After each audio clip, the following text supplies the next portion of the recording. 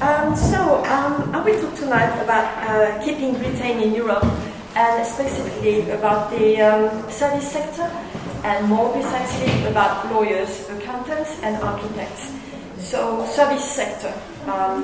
First, service sector, what is it? Service sector is, unlike agricultural industry, it's sector which provide any services but no goods, like education, government, transportation, lawyers, architects, and also accountants.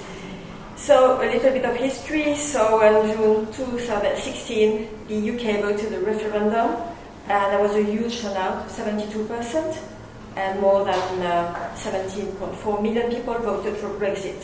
So on the legal side, so March 2017, so the Article 50 was triggered, meaning that the negotiation for Brexit, for leaving the European Union, started. And then the Brexit date was supposed to be 29th of March this year. It was postponed to April and postponed again to 31st of October. And maybe later on, we will see, because at the moment everybody reads the news, so you see what's going on. So here we are, if we leave Europe. So this is Britain, Northern Ireland, and the other 27 state members. So imagine if we leave this part, which we joined in 1973, nearly 50 years ago, what will happen for these professions, lawyers, accountants, and architects.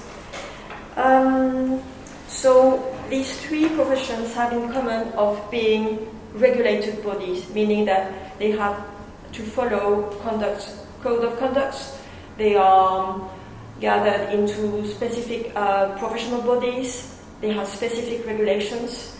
So let's say the lawyers, so you have solicitors, you have barristers or advocates, as we say in Scotland. So you have different companies, and the accountants, so you have this financial regulation authorities. Well, it's a lot of technical vocabulary, but all this to say that they have to follow the same rules. And for the architects, they are displayed in different regions, and the North RIBA is just around the corner. You can see it just now. Can you see it, the RIBA? So that is the Northern Architectural Body. So what is also interesting that their clients put their confidence in these professions because they trust in their experience, in their skills, in their knowledge. These professions seek for public recognitions and also awards.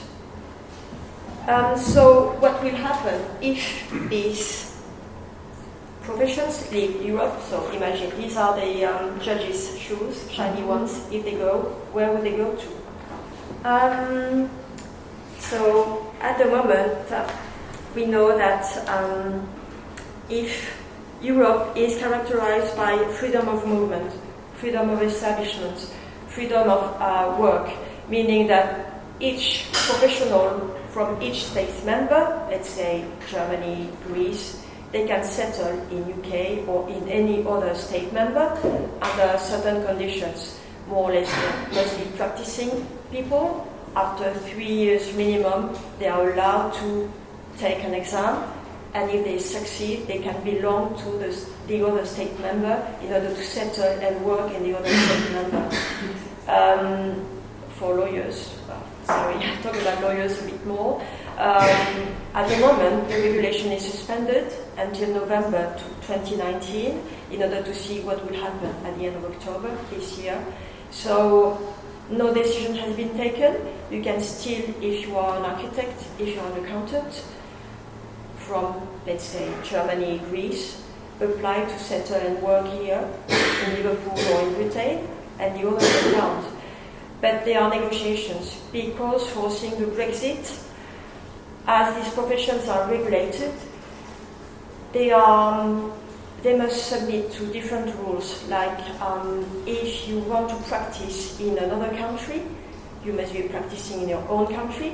You must say that you have an insurance. Imagine you're an architect, you're from, let's say, Germany, and you're going to build a building in Britain.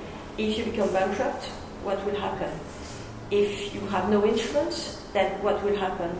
That's why you have all these specific bodies. They want to check if you are able to work in another country, if you can show guarantees to your clients and your potential clients.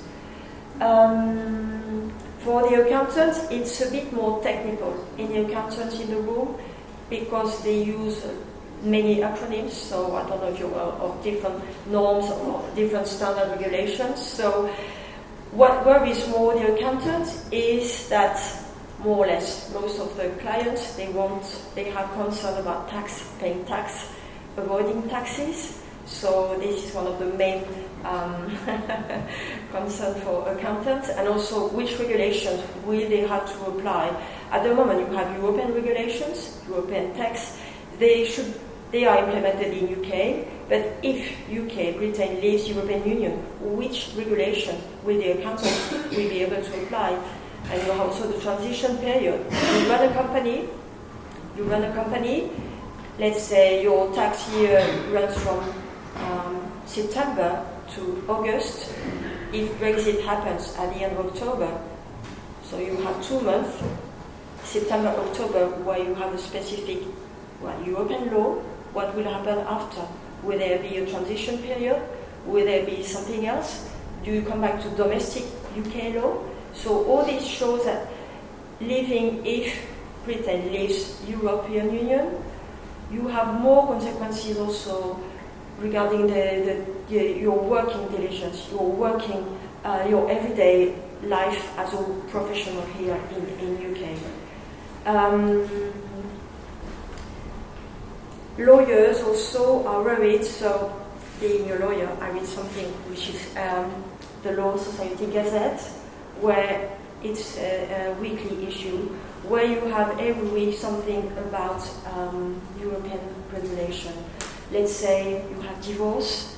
So if Britain leaves Europe, you have what they call the Brussels and the Lugano regulations. So I hope nobody is, but more or less this regulation addresses divorce, right of access, right for children, maintenance, which jurisdiction can know the case.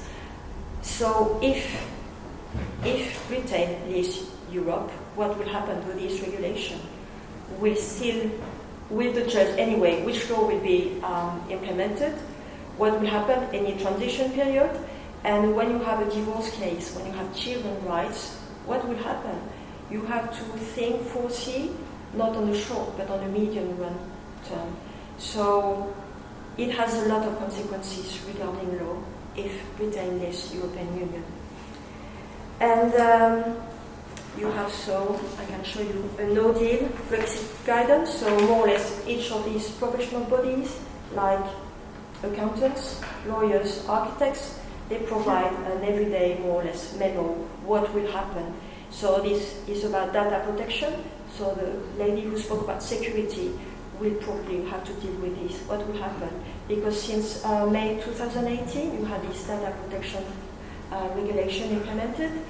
You have the divorce, family law, and also you have different areas of law like patent, like employment law, like international law. What will happen? Which law will be with the judges will have to choose? And then yesterday the accountants warned the Prime Minister Boris Johnson about the consequences on the British economy if Britain leaves European Union.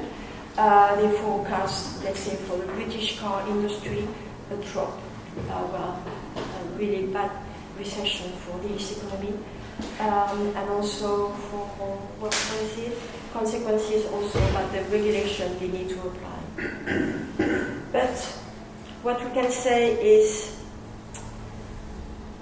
well, Europe is not only regulation, you also have heritage, and heritage relates to architects.